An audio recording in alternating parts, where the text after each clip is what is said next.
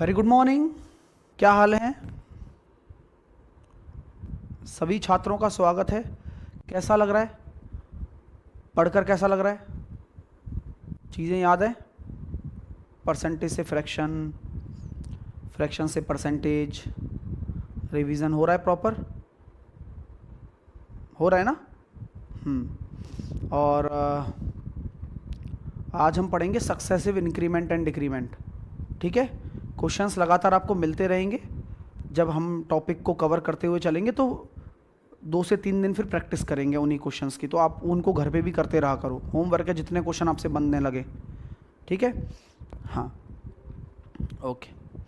तो ये सारी हमारी टेबल्स होती हैं, जैसा कि आप जानते हैं। रेगुलर बेसिस पे इसको मैं लेकर आता हूँ, जिससे कि हम इन चीज़ों को दिमाग में रख सकें। ठीक है, तो एक बार के लिए थोड़ा सा 2 से 4 मिनट दे दो मुझे। 100 एक होता है, 50% की अगर बात करेंगे तो 1/2 होता है, 1/3 होता है 33.33, 25% 1/4 होता है, 20% 1/5, 16.66 1/6 होता है, 14.28 1/7 होता है। इसी के डबल भी चलते जाते हैं, 2/7 हो जाता है 28.57 के करीब, 3/7 हो जाता है 42.85 के करीब हो जाता है, 4/7 अपना हो जाता है 57.1/7 के करीब हो जाता है, और 5/7 कितना हो जाता है 71.9 सही 3/7 के हो जाता है। और इस तरह से चलता रहता है। 12.5 की फैमिली होती है 1/8, 12.5 1/8 अगर होता है, 12.5% अगर 1/8 होता है तो उसका आधा 6.25 होता है, 6.25 1/16 होता है। और 6.25 का भी आधा करते हैं तो 3.125 होता है 1/32, और 3.125 का भी आधा करते हैं तो 1.5625 होता है 1/64। यहाँ होना चाहिए 1/9 होता है 11.11, 1/9 11.11। कभी भी मान लो कभी 3/9 दे दिया या 4/9 दे दिया 44.44%। 5/9 हो गया 55.55। 1/10 होता है 10%, 1/11 होता है 9.09, यानी कि नीचे अगर 11 आ रहा है ना तो 9 का पाड़ा चलेगा। नीचे 11 आ रहा है तो 1/11 होता है 9.09। जैसे मैं बोलूँ 5/11 तो 9 पड़म 45.45। मैं बोलूँ 6/11, 9 छिकी 54.54। तो जब कभी भी नीचे 11 आ रहा है, नीचे 11 आ रहा है ना, तो 9 का पाड़ा चलता है 9.09। ठीक है, और 8.33 होता है अपना 1/12, 8.33% होता है 1/12। 83.33 कितना होता है उसका 10 टाइम्स, यानी कि 10/12, यानी कि 5/6। ठीक, 1/13 होता है 7.69। 7.69 का डबल होता है कितना? 7.69 का डबल होता है 15.38। तो कभी कोई 15.38% आपसे पूछे तो वो हो जाएगा अपना 2/13। फिर होता है 23.07, वो होता है अपना 3/13। 23.07 होता है 3/13। ठीक है, और फिर आता है अपना 1/14। 1/14 होता है 7.14। 2/14 करेंगे तो अपना 1/7 बन जाएगा। 3/14 होता है 21.42, 21.42। अब आते हैं 1/15 पर। 1/15 होता है 6.66, 6.66 1/15। 1/16 होता है 6.25, 1/17 होता है 5.88। ये इंटरेस्टिंग है, याद नहीं होता, याद हो गया लेकिन 5.88 होता है 1/17। 5.88 का डबल करेंगे तो 11.76, ये हो जाएगा 2/17। ठीक है, हाँ 2/17। 3/17 याद है क्या होता है? 3/17 5.88 का 3 टाइम्स कर दो तो वो 3/17 हो जाएगा। 3/17।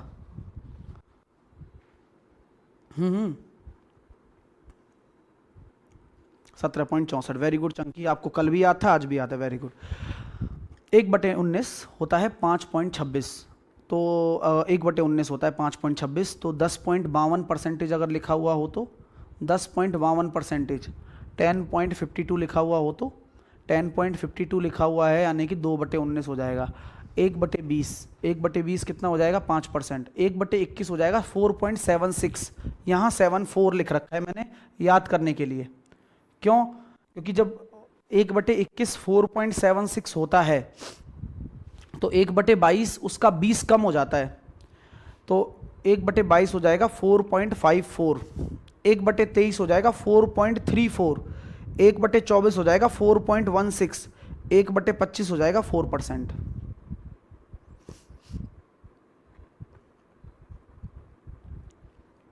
आगे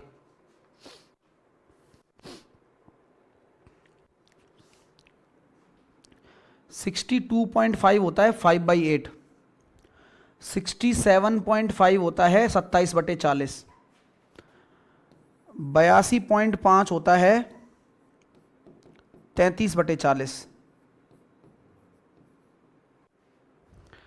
ठीक है, ठीक है, ओके। 83 वाला हो ही गया, ये हो गया। 1/40 कितना हो जाएगा? 1/4 25% है, उसका बटे 10 2.5। 22.5 कितना हो जाएगा? 45 का आधा 9/40। ठीक है। 58.33 कितना होता है? 7/12। Very important, 7/12। इसी के साथ साथ 26.66 कितना होता है? 4/15। 66 के केस में एक आता है 46.66, ये कितना हो जाता है?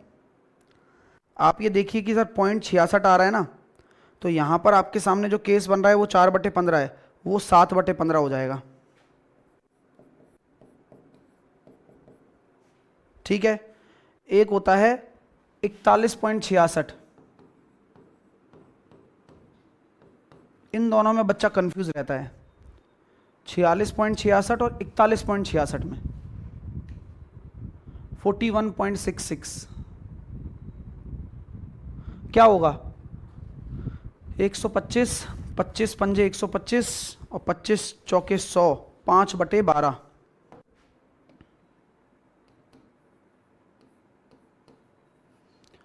तो ये दोनों एक ही फैमिली से हैं, जैसे 7/12 और 5/12। तो कभी भी आप ये सोचो कि 58.33 अकेला है, अकेला नहीं है, 41.66 से रिलेशन रखता है ये।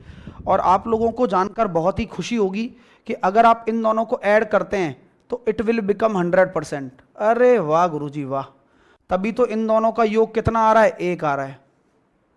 तो आप ऐसे याद रख सकते हो, कभी की जिंदगी में कभी भूलोगे नहीं फिर आप। हाँ ठीक है, तो कभी भी अब कंफ्यूजन नहीं रहेगा, क्योंकि 58.33 अकेला लग रहा होगा, लेकिन अगर इसको 100 में से घटाओगे तो 41.66 हो जाएगा। तो वो अगर आपका 7/12 है तो वो 5/12 हो जाएगा। तो याद करना आसान हो गया। यहां पर आपका 7/15 है, 46.66 और ये 4/15 है। हाँ ठीक है। यहां पर हमने देखो 46.66 लिखाई है, बाकी सब 58.33 आ ही गया, 4/15 आ ही गया। अच्छा 3/32 क्लियर है, 9.375। ठीक है। 71/12 कितना होता है? सॉल्व करेंगे तो 12 पंजे 60 ऐसे करके 591.2/3। चलिए ओके, बाकी अब कोई दिक्कत नहीं है। ओके, आइए इस फैक्ट को समझ लेते हैं। मैं आपको पहले भी बोल चुका हूं,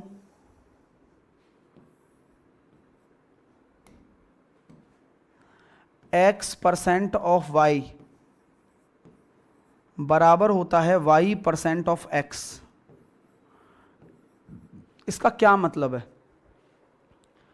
x% ऑफ y बराबर होता है y% ऑफ x। इसका ये मतलब होता है दोस्तों कि जब आप इस चीज़ को समझने लग जाओगे कि कोई भी चीज़ आपस में अगर गुणा है, आपस में ये गुणा ही तो है कि x का परसेंटेज से गुणा हो रहा है और इसका y से गुणा हो रहा है, तो आप इसको लिख सकते हो x y का परसेंटेज या फिर y x का परसेंटेज या फिर x y परसेंटेज या फिर x परसेंटेज y या फिर y परसेंटेज ऑफ x। आप इसको कुछ भी लिख सकते हो क्योंकि ये तीनों चीजें आपस में गुणा हैं। आप 3-4 चीज में कुछ भी लिख सकते हो। सर इसका क्या यूज होता है? इसका यूज बड़ी बड़ी कैलकुलेशन में आसान बनाने के लिए होता है। एग्जाम्पल के लिए कल को मैं आपको क्वेश्चन दे दूं 46.66 ऑफ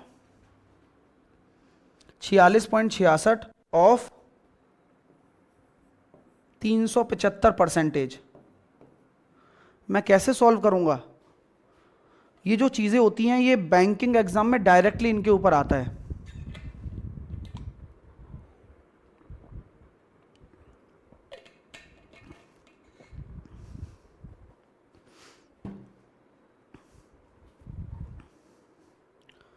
तो जैसा कि आप जानते हैं मैं रिवर्सिबल कर सकता हूं। 46.66% ऑफ 375 इसे लिख सकता हूं। 46.66 का मतलब कितना हो जाएगा? अभी मैंने समझाया था आपको 7/15 गुणा 375, तो 15 दूनी 30, 15 5 75, 25 7 175।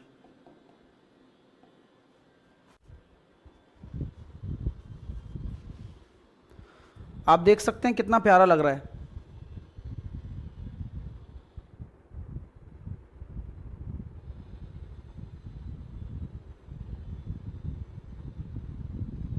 कैलकुलेशन देख रहे हो क्या?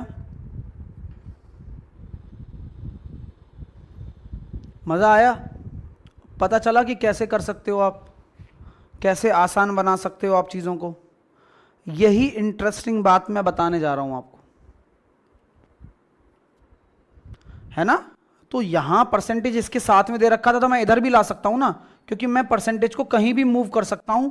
यही इस प्रॉपर्टी की खास बात है।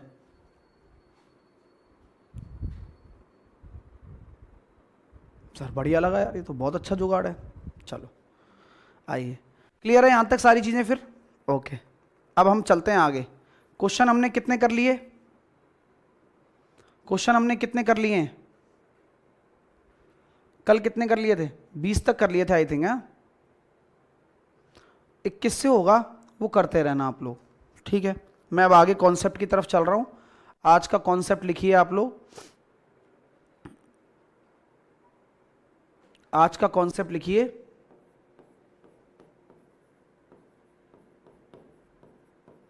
सक्सेसिव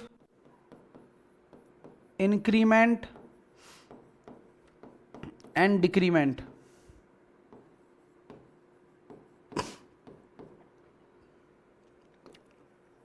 क्रमिक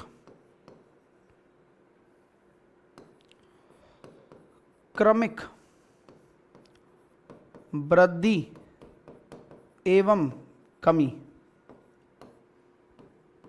क्रमिक वृद्धि एवं कमी, ठीक है? क्रमिक वृद्धि एवं कमी, हेडिंग डाल लो।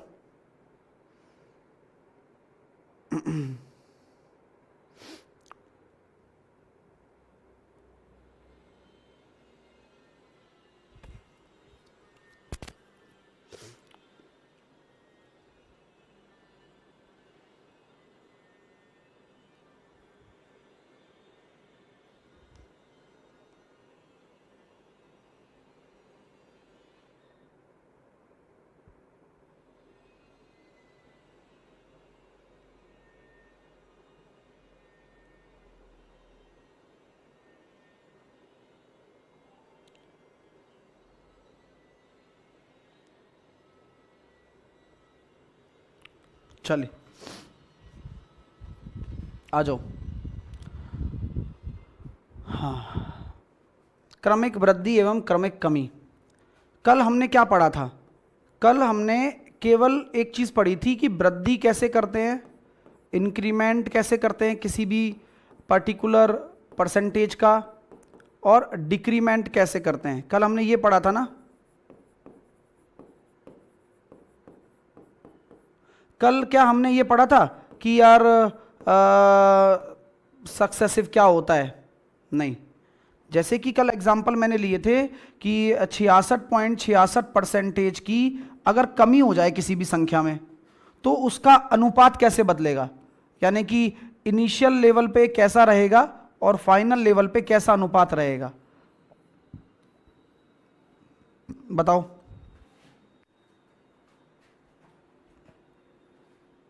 वृद्धि कर दो इसको, हाँ यार, और यहाँ लिख दो 8.33% की अगर किसी भी संख्या में कमी हो जाए तो इनिशियल रेशो क्या रहना चाहिए, यानी कि शुरुआत वाले को शुरुआत वाले के बराबर करेंगे और फाइनल निकाल लेंगे वहाँ से। मतलब क्या बताया था कल मैंने? Very good. आप ये कहेंगे सर 66 सही, 66.66 होता है 2/3 होता है ना? हाँ, तो 3 में अगर 2 की वृद्धि करोगे तो 3 शुरू है, जो हमेशा नीचे का बेस रहता है वो इनिशियल रहेगा। इसमें वृद्धि की बोल रहा है तो 2 की वृद्धि करोगे तो 3 में 2 जुड़ जाएगा तो 5 हो गया, 2 इसमें जुड़ेगा। इसी तरह से ये होता है 1/12, तो 12 अगर आधार है आपका शुरू में तो उसमें अब 1 की कमी हो जाएगी 12 में, तो 12 में अगर 1 कम हो जाएगा तो 11, 12 में अगर 1 कम हो जाएगा तो 11। आपको पॉइंट समझ में आया? तो कल हमने जो भी चीज़ें पढ़ी वो ये वाली पढ़ी थी कि भाई इंक्रीमेंट अलग होता है, डिक्रीमेंट अलग होता है। अब बीच में सक्सेसिव कौन सी चीज़ आ जाती है और ये सक्सेसिव कब लगता है, देखिए।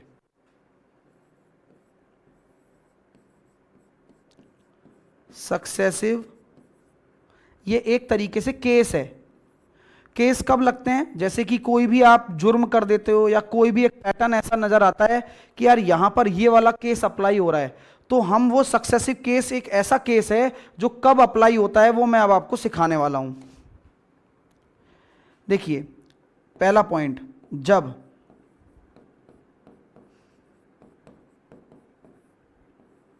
किसी संख्या में क्रमिक सक्सेसिव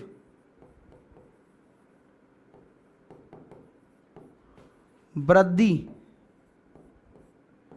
या कमी लिखा हो, किसी भी संख्या में अगर ये मेंशन कर दिया जाए कि हम सक्सेसिव इंक्रीमेंट और डिक्रीमेंट की बात कर रहे हैं तो ये केस लगता है। केस क्या है, कैसे सॉल्व होगा वो अभी नहीं बता रहा हूं, पहले लगता कब है ये पता होना चाहिए, ठीक है? लगता कब है पहले ये पता होना चाहिए कि क्वेश्चन ही मेंशन करेगा, क्वेश्चन ही बोलेगा कि कोई नंबर है और उसमें सक्सेसिव इंक्रीमेंट और डिक्रीमेंट लिखा हो। दूसरा,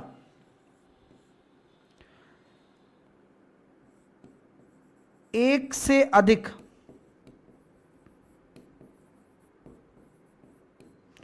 परसेंटेज एक ही संख्या पर अप्लाई हो। पॉइंट समझाता हूं कब लगता है। अच्छा ये बताओ, अगर मैं कोई नंबर आपको दे दूं कि यहां मेरे पास 20,000 रुपये मेरी सैलरी है और 20,000 रुपये में सैलरी है मेरी, और मैं बोला कि मेरा 20% इंक्रीमेंट हो रहा है, तो मुझे बताओ कि कितनी हो जाएगी सैलरी। 20,000 रुपये सैलरी पर 20% का इंक्रीमेंट मेरे को मिल गया तो मेरी सैलरी कितनी हो जाएगी? हाँ, इंग्लिश मत करो, जो लिखा रहा हूं वो मेरी लैंग्वेज में लिखो, आपको आसानी होगी समझने में। हाँ, ये बस एक मेरी, ये किसी किताबों में नहीं लिखी हुई हैं चीज़ें, ये मेरी हिंट है, जो मैं हिंट मेरे हिसाब से मैंने जो याद कर रखी है वो मैं आपको दे रहा हूँ, जो मेरे कॉन्सेप्ट्स हैं वो मैं आपको लिखा रहा हूँ। तो आप इस चीज़ को उसमें मत लेना कि कोई ये मतलब किसी ने लिख के दे दिया होगा, नहीं, ये मैं लिख रहा हूँ तो आप इसको ट्रांसलेट कर लेना, ये मेरे को जैसे याद है मैं वो लिख रहा हूँ, मैं कैसे एक पैटर्न बनाकर चलता हूं बच्चे के दिमाग में चीजें सेट करने के लिए, ठीक है। तो यहां पर आपको बोला कि यार 20,000 रुपए, 20,000 रुपए मेरी सैलरी है और उसमें 20% का इंक्रीमेंट है, यानी कि 120/100। समझ में आने वाली बात करूंगा, एक बार मैं समझ में आने वाली बात करूंगा, तो बिल्कुल भी इस चीज में मत फंसे रह जाना कि अरे यार ये इंग्लिश क्यों नहीं है, हिंदी क्यों नहीं है। समझ में ना आए तो बोलना, ठीक है। चलिए, सब समझ में आएगा। जैसे कि मैंने इसका एक एग्जाम्पल दे दिया आपको, हाँ, कि 20,000 रुपए में 20% का इंक्रीमेंट कर रहा हूं तो 24,000 हो रहा है। अब आप मुझे ये बताओ कि क्या ये सक्सेसिव केस है क्या? ये अगर 24,000 हो गया तो नहीं। अगर मुझे सक्सेसिव केस लगाना है तो एक से अधिक एक ही संख्या पर अप्लाई करना पड़ेगा। यानी कि अगर मैं ये बोलूं कि मेरे पहले साल के अंदर, फर्स्ट ईयर के अंदर 20% का हाइक मिल गया और सेकेंड ईयर के अंदर मुझे 10% का हाइक मिल गया, तो अब सैलरी कितनी है? तो जब ऐसा आ जाए केस जहां सिंगल परसेंटेज ना हो, मल्टीपल हो, 2 हो सकती है, 3 हो सकती है, 5 हो सकती है, 10 हो सकता है, वृद्धि भी हो सकती है और कमी भी हो सकती है। पॉइंट समझ में आ रहा है? या तो वृद्धि हो या कमी एक साथ भी हो सकती है, लेकिन अकेली नहीं होगी, एक से अधिक परसेंटेज होंगी और एक ही संख्या पर होगी।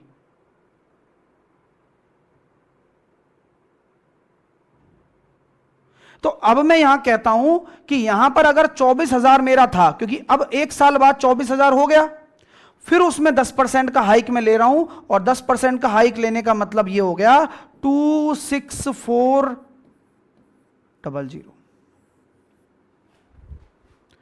26,400 रुपए बन गए। ये केस 1%, 2%, ये सक्सेसिव केस है। क्लियर हो गया कि सक्सेसिव केस क्या होता है? सिंगल परसेंटेज में नहीं लगता, एक से ज्यादा परसेंटेज चाहिए होता है, और जरूरी नहीं है कि एक से ज्यादा परसेंटेज वृद्धि ही होगी या कमी ही होगी, जरूरी नहीं है। वो वृद्धि भी हो सकता है और वह कमी भी हो सकता है,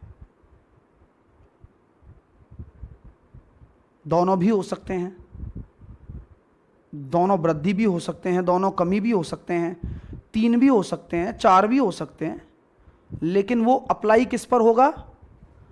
एक ही नंबर पर अप्लाई होगा,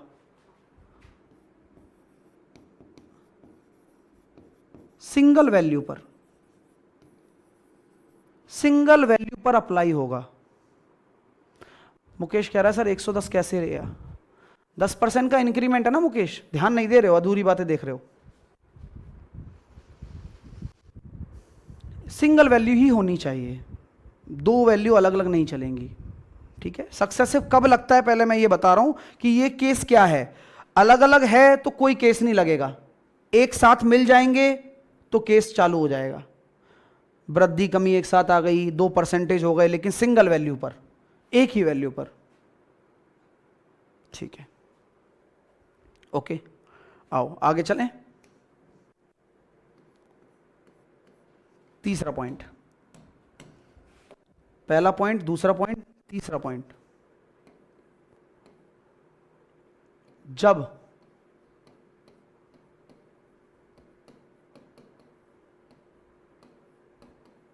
किसी फॉर्मूला में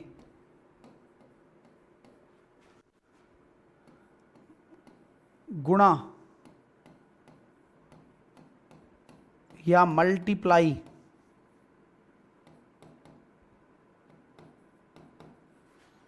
का रिलेशन बन रहा हो, या किसी फॉर्मूला में गुणा और मल्टीप्लाई का रिलेशन बन रहा हो। एग्जाम्पल, प्राइस गुणा कंजम्पशन बराबर एक्सपेंडिचर। सक्सेसिव लगेगा? बिल्कुल लगेगा। मूल्य गुणा खपत बराबर खर्चा। जैसे किसी भी चीज की क्वांटिटी है और उसकी संख्या है। अगर किसी भी चीज की क्वांटिटी है और उसकी संख्या है, या कह सकते हैं क्वांटिटी और उसकी प्राइस लिख दीजिए, ज़्यादा बेटर समझ में आएगा। तो आपका क्या बनेगा, एक मूल्य बनेगा जिसको हम कहते हैं इनकम बनेगी। भाई बेचोगे तो इनकम बनेगी। बीच में गुणा आ रहा है, सक्सेसिव लगेगा क्योंकि सक्सेसिव की ही बात है। ठीक है,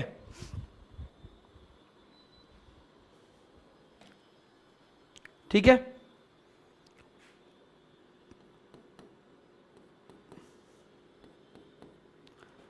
क्षेत्रमिति में, क्षेत्रमिति का मतलब मेंसुरेशन। मेंसुरेशन में कभी बोला जाता है आपसे कि पाई आर स्क्वायर एच है, ये वॉल्यूम ऑफ सिलेंडर है, बेलन का आयतन 4/3 पाई आर क्यूब है, ये वॉल्यूम ऑफ स्पेयर है, 2 पाई आर एच है, curve surface area of cylinder है,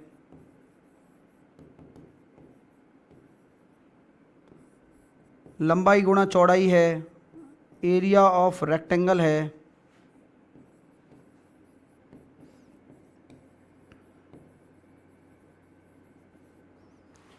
लंबाई चौड़ाई और ऊंचाई है,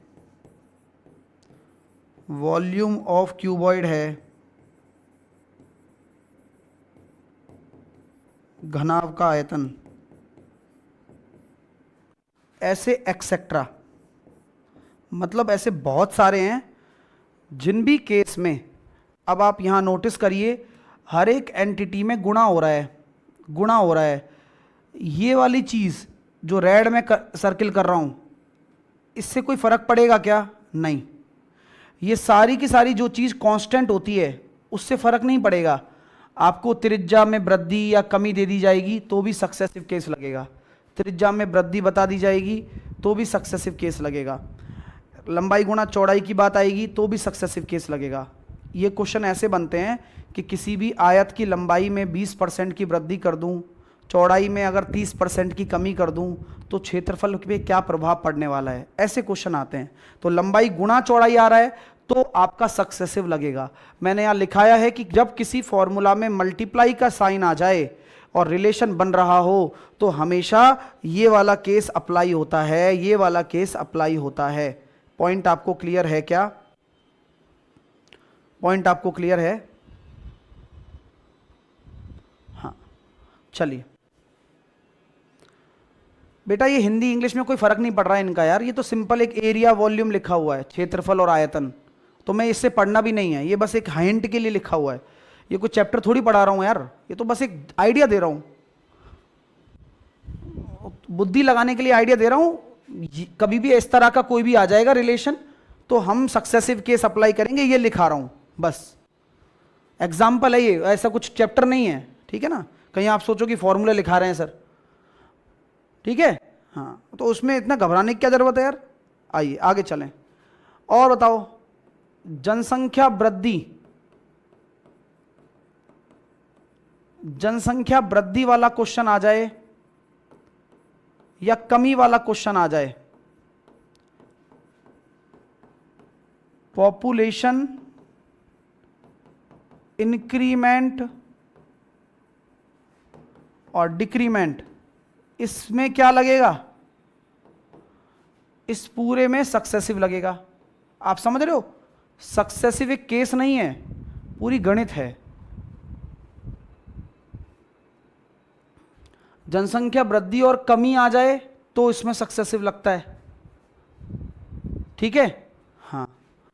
अगला, जनसंख्या वृद्धि और कमी आ जाए तो इसमें सक्सेसिव लगता है। ठीक है। और जन्म दर, मृत्यु दर, यानी कि बर्थ रेट और डेथ रेट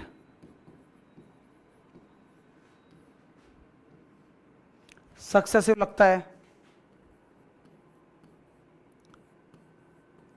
चेन रूल वाले सवालों में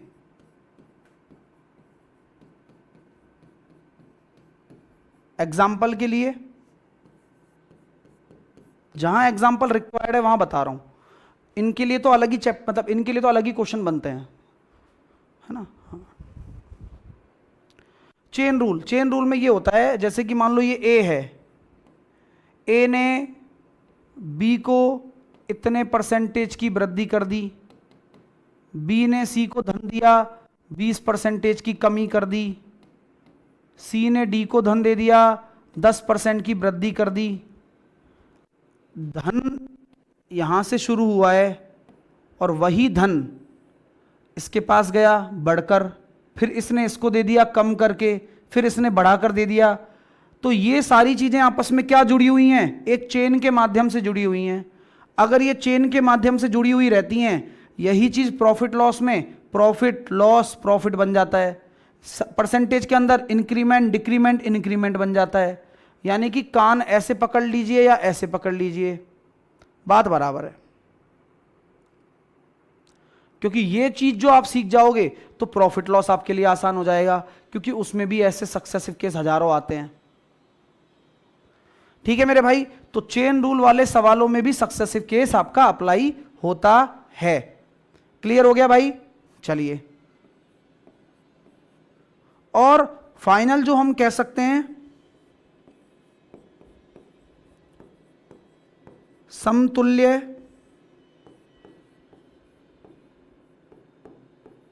इक्विवेलेंट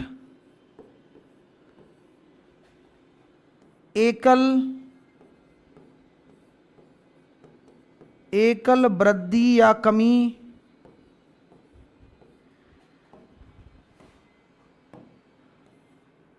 या रिजल्टेंट इंक्रीमेंट और डिक्रीमेंट। डायरेक्ट अगर ऐसा क्वेश्चन आ जाए तो भी सक्सेसिव लगता है।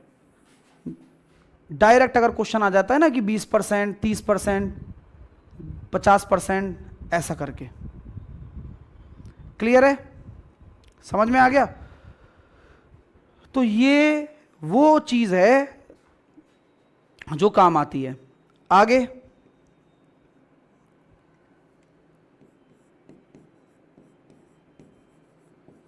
इनकम एक्सपेंडिचर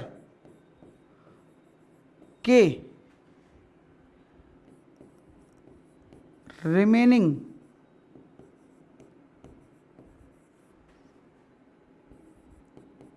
वाले केस में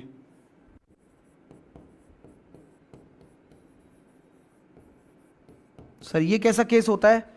इनकम एक्सपेंडिचर एक टाइप हम परसेंटेज में पढ़ेंगे। उस इनकम एक्सपेंडिचर में 3 तरह के सवाल बनते हैं। एक होता है डायरेक्ट इनकम एक्सपेंडिचर वाला, जहां पर डायरेक्ट कमी या वृद्धि हम निकालते हैं, उसमें सक्सेसिव नहीं लगता। तो इनकम एक्सपेंडिचर के कौन से वाले सवालों में लगता है मैं बता रहा हूं। रिमेनिंग, जहां भी क्वेश्चन में शेष आ जाए। एग्जाम्पल देता हूं,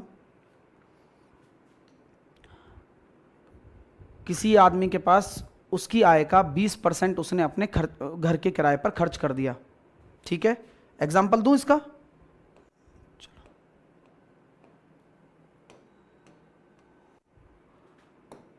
एग्जाम्पल,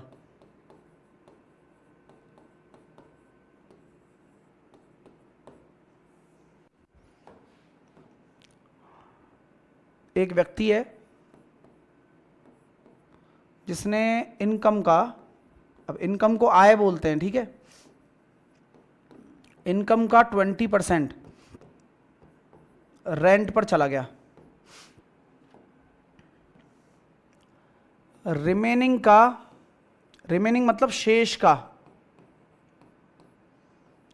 40% एडुकेशन पर, शेष का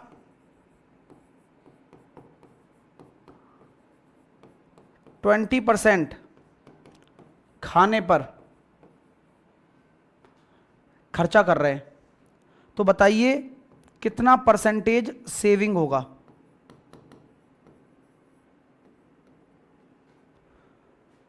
क्वेश्चन है, करिएगा।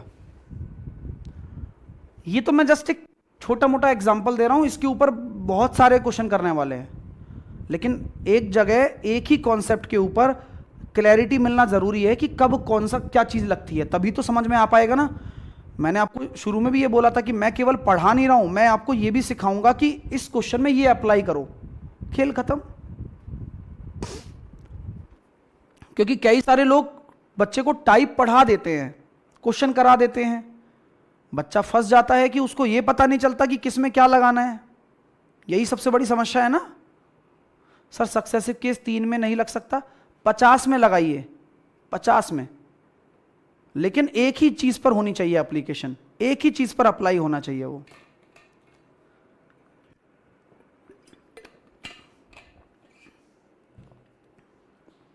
तो क्या होता है, अब हमें सेविंग निकालनी है। सेविंग कितनी है? माना एक्स है उसकी इनकम, माना उसकी इनकम एक्स है, 20% खर्चा रेंट पर चला गया, तो बचेगा कितना? 80% बचेगा। हाँ, फिर इस बचे हुए का 40% एजुकेशन पर, तो कितना बचेगा? इसमें भी 60% बचेगा, क्योंकि 40% खर्चा हो गया। फिर बचे हुए का 20% खाने पर, तो उसका 80% बचेगा। ये लो, यानी कि जो बचत है आपकी आय का इतना है, 1 2 से 2 जीरो गई, 1 जीरो से 1 जीरो गई, 48 इंटू 8, तो 48 इंटू 8, 8 8 64, 8 चौके 32 और 6 38.4 एक्स, इतना बचत है। इसी केस को सक्सेसिव कहते हैं। क्या बात कर रहे हो सर? हाँ, यानी कि यहां पर जो खर्चा हो रहा है उसको लेना ही नहीं है, 100 में से घटा कर ले लो बस। 20% तो 80% बचा, 40% खर्चा 60% बचा, 20% भोजन पर 80% बचा।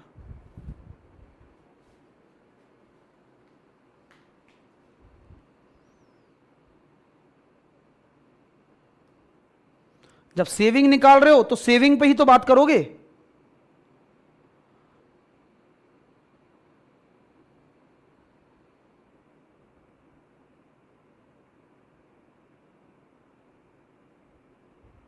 पॉइंट आपको क्लियर हो गया? सर 1000 है ना नीचे? 1000 कहाँ है बेटा?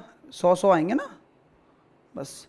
यहां पर 1 जीरो से 1 जीरो कट गई ना, 3 जीरो थी, 3 जीरो कट गई, और यहां पर जब गुणा करेंगे तो 48 इंटू 8, ठीक है, 38.4, और ये परसेंटेज में आएगा क्योंकि आपन ने एक्स माना है, ठीक है ना। Percentage saving 38.4%।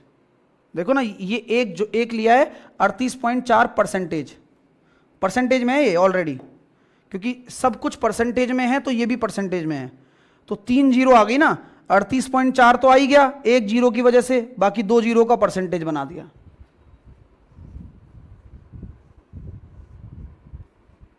चलो,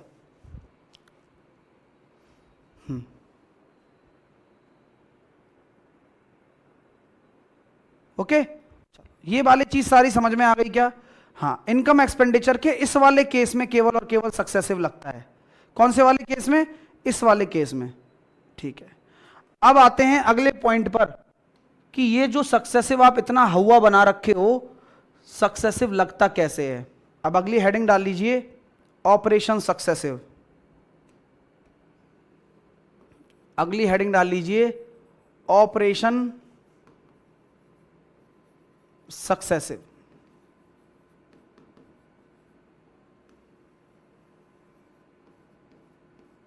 आई। अब हम सीखेंगे ऑपरेशन सक्सेसिव।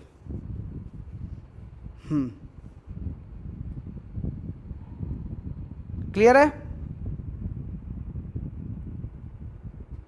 आइए,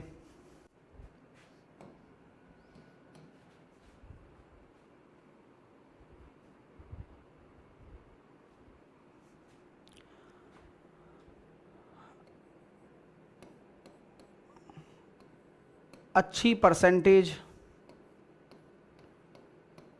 हो तब, अगर गुड परसेंटेज है तब लगाना है। और उसमें दो केस हैं। पहला केस, पहले 20% की आपकी वृद्धि हो रही है, दूसरे वाले में 30% की वृद्धि ही हो रही है। और मैं फिर बोलूंगा कि जब मैं ऑपरेशन सक्सेसिव कर रहा हूं तो ये एक ही चीज पर होगी, यानी कि एक धन पर, एक ही जनसंख्या पर, उसी पर लगातार।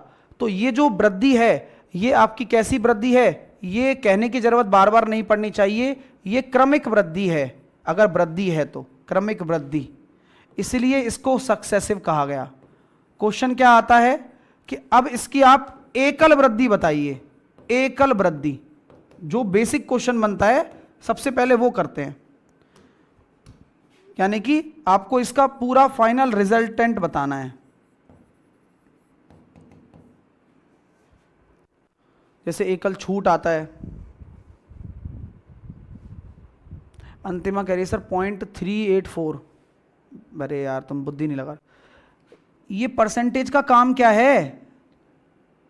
इसका परसेंटेज का काम यही है। अब इसको सॉल्व करोगे तो ये कितना आ जाएगा, 0.384x।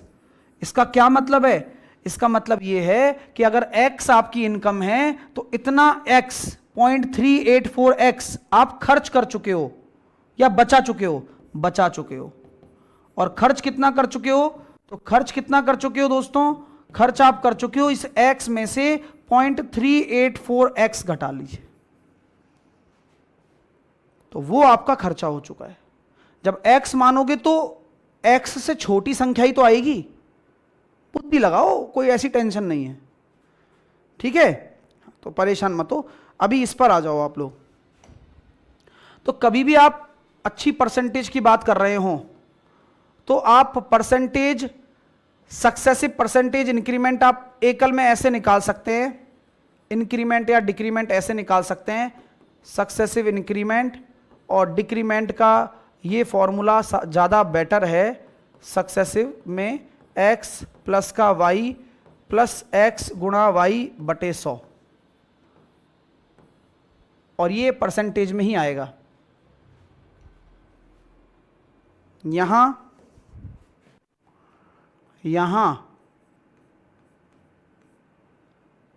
प्लस का चिन्ह अगर लोगे तो वो वृद्धि को डिनोट करेगा, इंक्रीमेंट को बताएगा, और माइनस का जो चिन्ह लोगे वो कमी को बताएगा, डिक्रीमेंट को बताएगा। तो अगर यहां दोनों ही इंक्रीमेंट हैं तो एकल वृद्धि कैसे होगी? 20 प्लस में, 30 प्लस में, और x गुणा वाई 20 गुणा 30 बटे 100, और जो भी यहां से निकलकर आने वाला है वो आने वाला है 56%। यानी कि अगर आप किसी संख्या में लगातार 20% और 30% की वृद्धि करते हो तो उसकी जो एकल वृद्धि होगी वो 50% नहीं होगी, वो 56% होगी। एक तरीके से यही कंपाउंड इंटरेस्ट भी है। और क्या? जैसे मैं आपको बोलूं कि कोई धन है और उस धन पर 2 साल के अंदर आपने 20% और 30% की दर से ब्याज लगाया, तो कितना परसेंटेज आपको ब्याज मिलेगा? 56%। यानी कि सर आप तो हमें कंपाउंड इंटरेस्ट भी सिखा रहे हो। हाँ, कंपाउंड इंटरेस्ट भी सीख रहे हो यहां से आप। यही होता है, 56% ब्याज बन गया। तो यहां से ही रिलेट करते हुए चलो, बाकी सारे चैप्टर आसान है।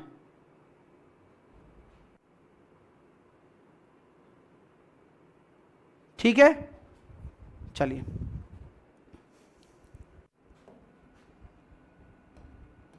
आ जाओ।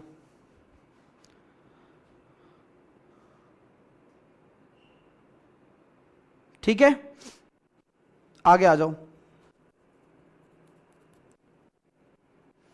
अगर मैं कहता हूं पहले 20% की वृद्धि हो गई, फिर मैंने बोल दिया कि 5% की कमी हो गई, तो बताइए सक्सेसिव इंक्रीमेंट होगा या डिक्रीमेंट होगा, और होगा तो कितना होगा? एकल छूट मतलब एकल एकल वृद्धि या कमी, ढंग से लिखना।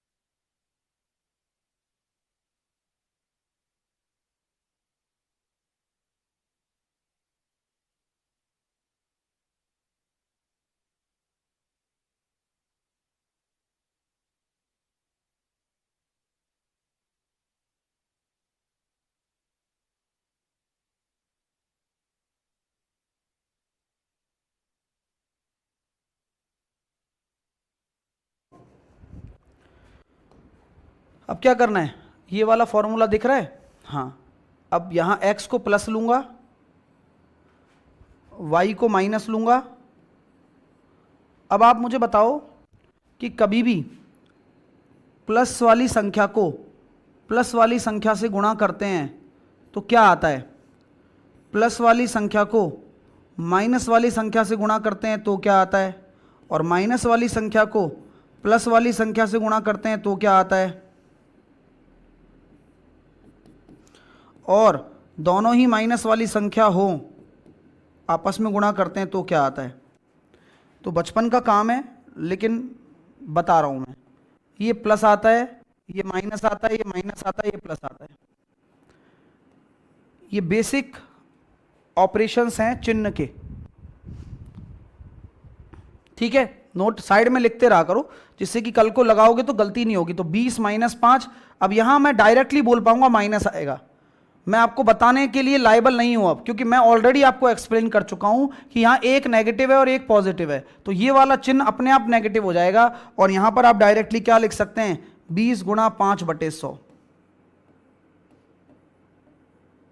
तो जवाबी तौर पर 15 में से अगर एक चला गया तो 14% आ रहा है। और अगर इसका चिन्ह अगर पॉजिटिव है तो इसका मतलब आप क्या मानेंगे? वृद्धि ही मानेंगे आप। इसका मतलब क्या मानेंगे आप? इसका मतलब वृद्धि ही मानेंगे। आगे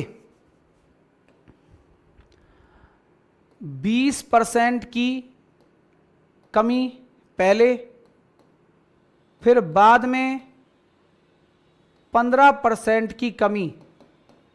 तो अब आप मुझे बताइए परसेंटेज परिवर्तन क्या होगा? परसेंटेज चेंज क्या होगा? ऐसी कोई भी लैंग्वेज आ जाए तो ये सक्सेसिव केस को बताती है। एकल, एकल वृद्धि, एकल कमी, क्रमिक वृद्धि, क्रमिक कमी, परसेंटेज परिवर्तन, ये सब आ जाए। तो अभी मैंने दोनों में कमी कमी लिखा है, फॉर्मूला वही लगेगा। ये दोनों परसेंटेज कैसी हैं, ये दोनों अच्छी परसेंटेज हैं, तो कोई दिक्कत नहीं है। -20, -15, लेकिन मैं यहाँ प्लस कर दूंगा और आप मेरे से पूछ नहीं सकते। क्यों? क्योंकि ऑलरेडी मैं आपको बता चुका हूँ। तो अब जवाब आएगा -35 +3, 32% की कमी लिख दे रहे हो तो कमी ठीक है, अदरवाइज आप -32% लिख सकते हो।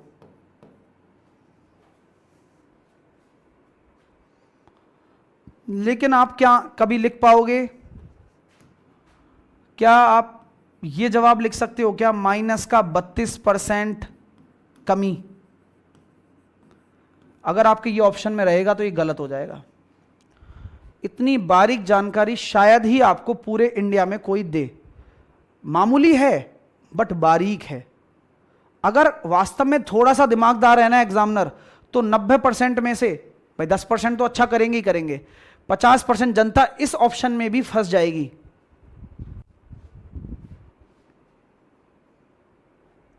%32 के आगे माइनस भी लिख दिया और कमी भी लिख दिया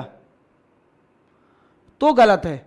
या तो 32% कमी लिख दे, चिन्ह प्लस का रखे, या माइनस का 32% लिख दे।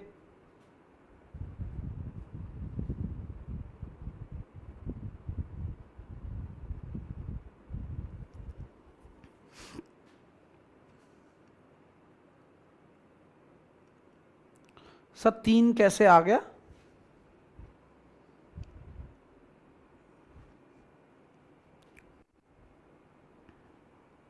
शर्म नहीं आती है ना तुम लोगों को? हैं अथर्व?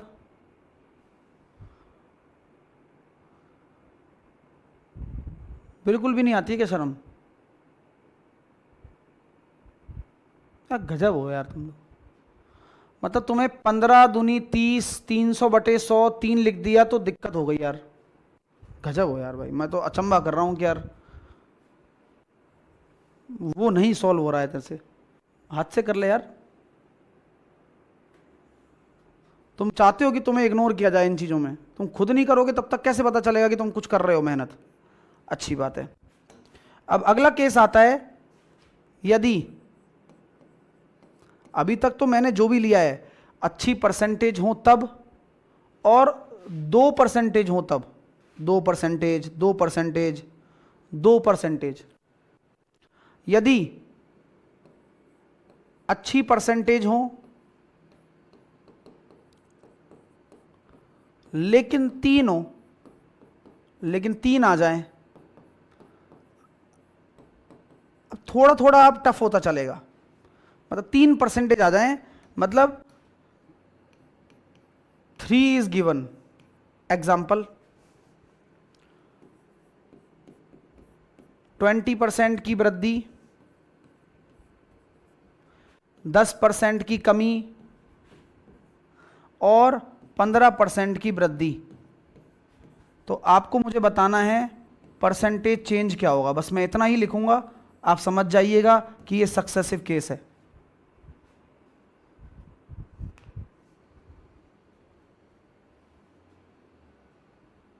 सर क्वेश्चन डेसिमल में आएगा तो कैसे? अरे अभी रुक तो जाओ यार, एक एक चीज लिखा तो रहे हैं। अचानक से छलांग थोड़ी मरवा दूंगा, गिर नहीं जाओगे क्या?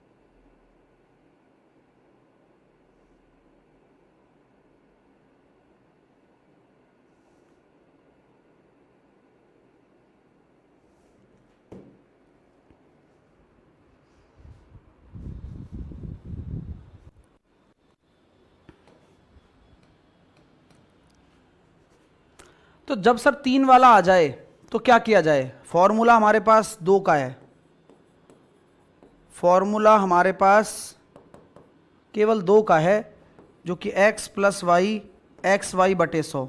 फॉर्मूला 3 का भी बन सकता है, बट मैं बनाना चाहता नहीं हूँ। क्यों?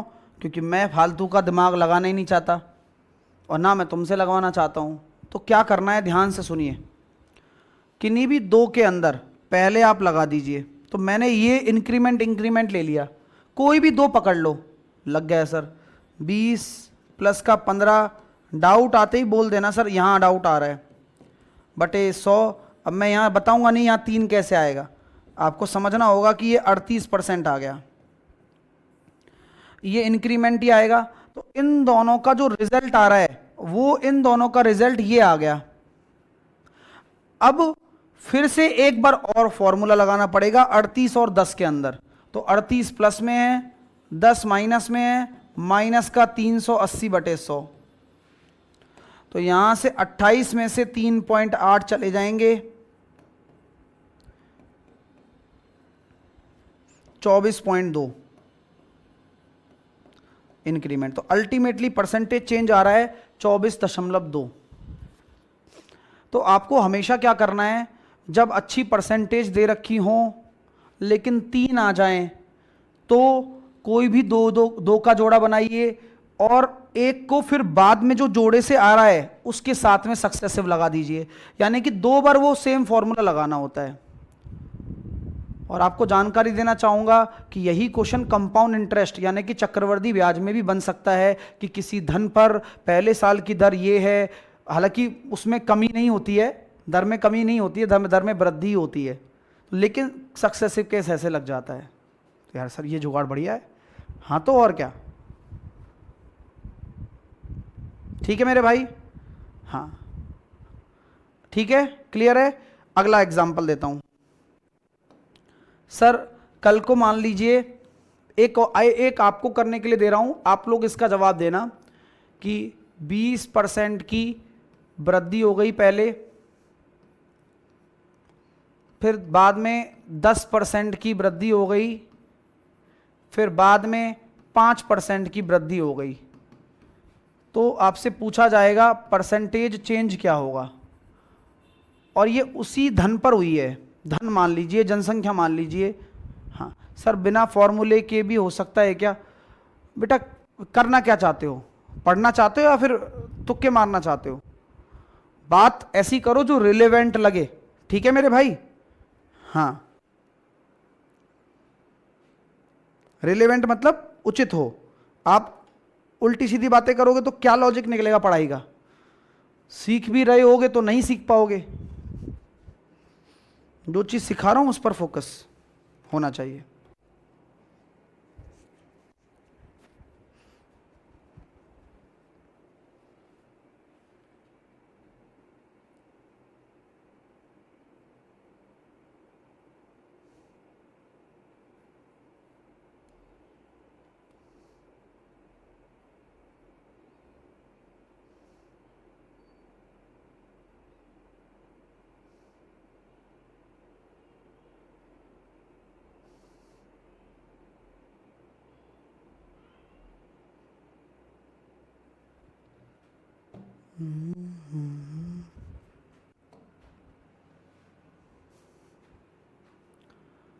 बीस प्लस का 10 प्लस का 20 गुणा 10 बटे 100,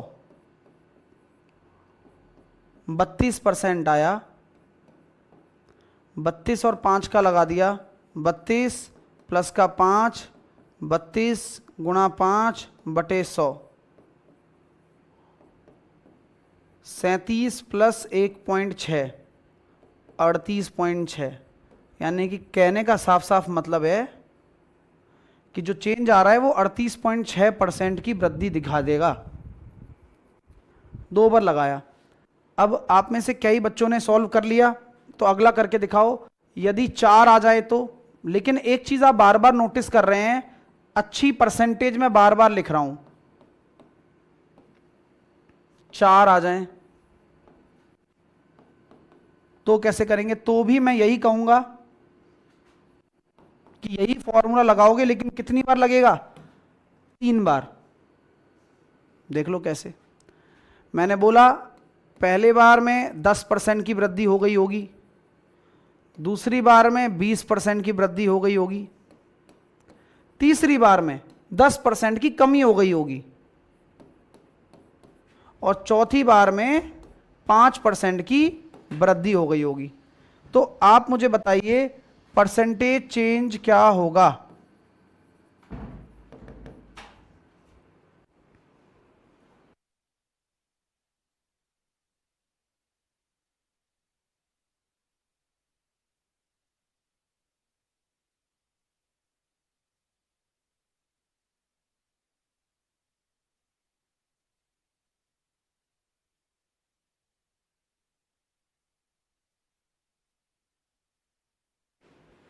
चलो करो फटाफट।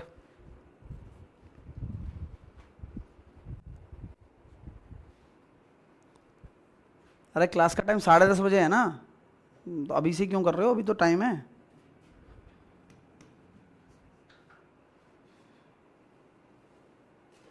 तो क्या करना है, किन्हीं भी दो को पकड़ लो। तो मैंने इन दोनों को पकड़ा, 32% आ रहा है। सर डायरेक्ट कैसे कर पा रहे हो आप? वो फॉर्मूला दिमाग में लगा हुआ है, लग गया? आप भी लगा पा रहे हो क्या? 10 + 20 + 10 × 20/100। ठीक है सर, कोई बात नहीं, आपने लगा दिया तो हम बुरा नहीं मानेंगे, अच्छी बात है, बढ़िया है। अच्छा, फिर मैं 32 और 5 का लगा दूं। हाँ, तो 32 और 5 कितना हो गया? 37। वृद्धि वृद्धि है ना, इसलिए तो 32 × 5/100। सर ये फिर से वही हो जाएगा 38.6। और फिर इसमें कमी वाला लगा दूं, क्योंकि ये वृद्धि है और ये कमी है।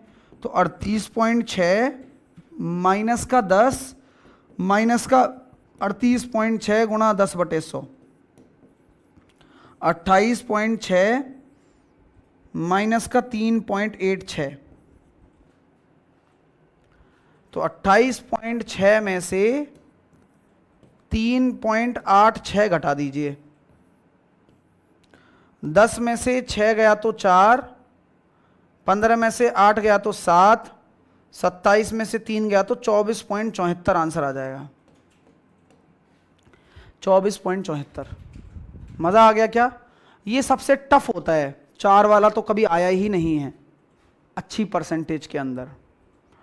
अब हमने अभी तक अच्छी परसेंटेज पढ़ी है, कल हम जो सीखेंगे बुरी परसेंटेज में सीखेंगे, और वो सबसे ज़्यादा बढ़िया रहेगा बुरी परसेंटेज में सक्सेसिव केस का ऑपरेशन। सक्सेसिव केस, बुरी परसेंटेज में सक्सेसिव केस, कल हम यही सीखने वाले हैं, कल का जब कंसेप्ट रहेगा। और कल जब हम बुरी परसेंटेज में सीखेंगे तो हम क्या क्या कल सीखने वाले हैं, क्योंकि आज हमें लिखाने में टाइम काफ़ी लग गया, जहाँ पर हमने ये देखा कि लगता कहाँ है। जो पहले ये बताओ सक्सेसिव केस कहाँ लगता है? जब 2 या 2 से अधिक प्रतिशत वृद्धि या कमी एक साथ हो रही हो और एक ही संख्या पर हो रही हो, तब सक्सेसिव केस लगता है।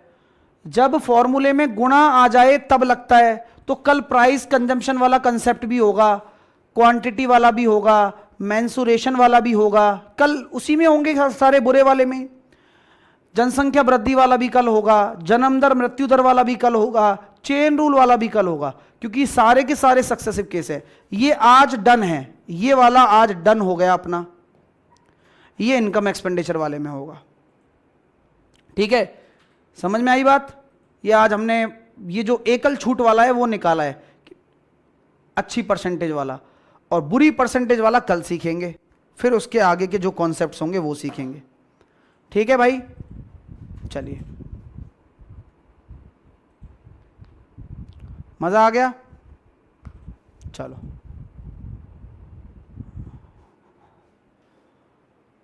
ओके, मज़ा आ रहा है पढ़ने में? पहले ये बता दो खटाक से, अच्छा लग रहा है? मज़ा आ रहा है? कुछ अलग फील आ रहा है? पहले से भी अलग? मुझे आ रहा है कि हाँ यार ठीक है, मतलब हर बार कुछ अच्छा ही होता है, बेटर होता जाता है। चलो गुड, वेरी गुड। चलिए मिलते हैं फिर आपसे अगले सेशन में, बाय बाय।